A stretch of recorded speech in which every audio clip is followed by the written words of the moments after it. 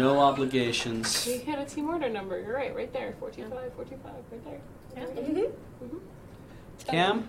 Yes? Want to read some stuff? Sure. Okay. I'm just going to get it up on screen here. They'll get it on the ISO in a second. Tea, but I don't have. I forgot to bring tea with me. You don't like the Oh, team? man. I'm getting a headache. Yeah, I've got this is- stuff for that. Yeah, this is not a challenge. I just literally all of a sudden could use an Advil. Do you want Yeah, to there is take a Advil break? here. No, I've been taking breaks overall, but I just realized my head just said, hey, remember me? yeah, I've got one right here Excuse me. and here. Oh, wow. Oh, yeah, wow. since Is about, that where the arrow enters? I think so. Yeah, like I started getting a migraine 2 months ago, Mhm. and it has not gone away. oh, nice, nice. I went to the emergency water room, here. and they pumped me full of good drugs, and it helped. But then after the drugs wore off, it was just back. Mm. How long is this thing that I'm seeing on the ISO?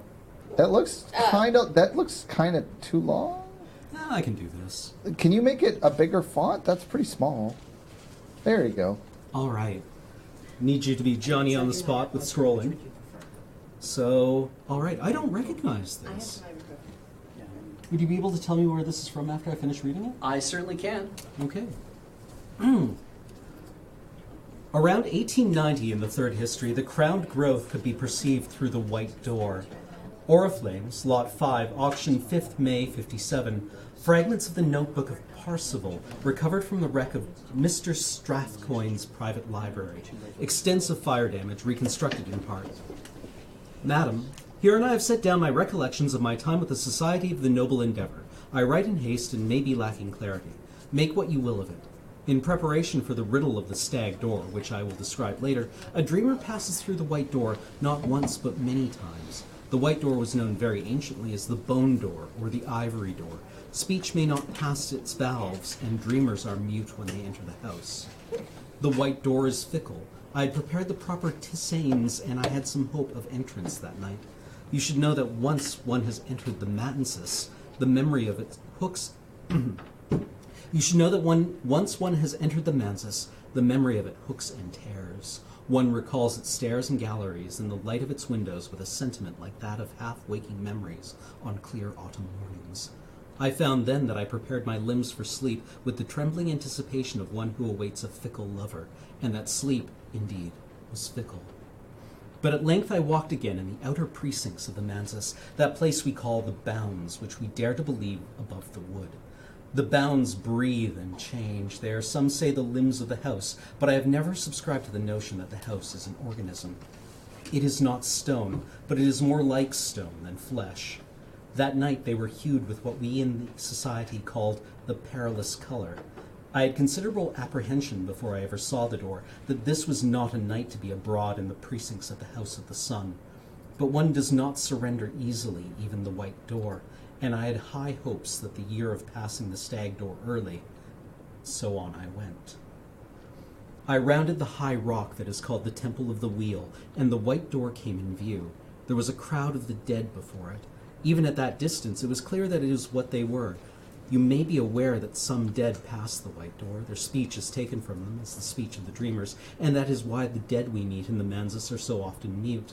But their movements, I quickly saw, were not the movements of the dead. I shall say there was a river flowing through the door.